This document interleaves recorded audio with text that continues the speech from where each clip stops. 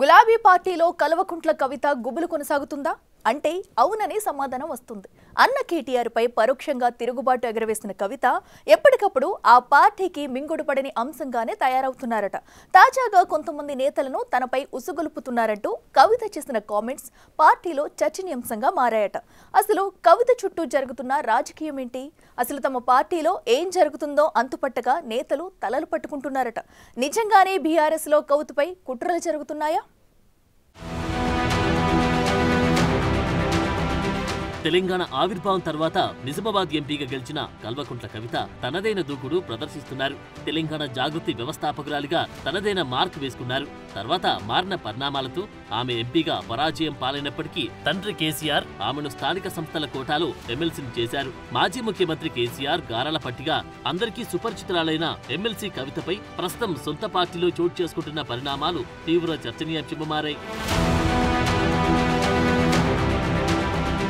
గులాబీ boss party నుంచి ఆయన సొంత కూతుర్ని బయటకు పంపేందుకు ప్రయత్నాలు జరుగుతున్నాయా?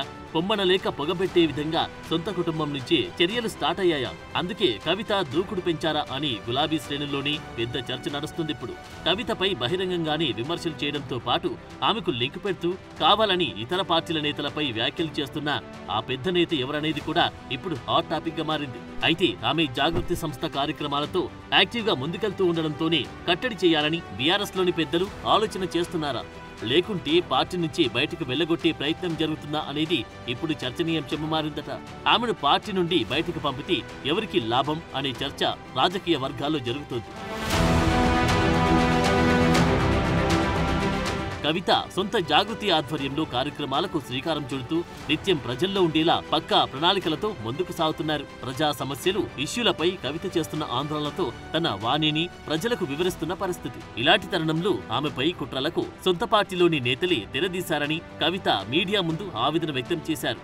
తనను ఒంటరిని చేయాలని ప్రయత్నాలు చేస్తున్నారని ఆరోపించారు. కవిత ఇలాంటి వ్యాఖ్యలు ఎందుకు చేశారు? బీఆర్ఎస్ పార్టీలో కీలక నేతగా ఉన్న ఆమెను పార్టీ నుంచి వెళ్లగొట్టేందుకు ఎవరు ప్రయత్నాలు చేస్తున్నారు అనేది ఇప్పుడు చర్చనీయాంశమైంది. ఆమె బీసీ, మహిళా, నిరుద్యోగ, కులాల సమస్యలతో పాటు ఇరిగేషన్ అంశాలపైన పోరాట బాట పట్టారు.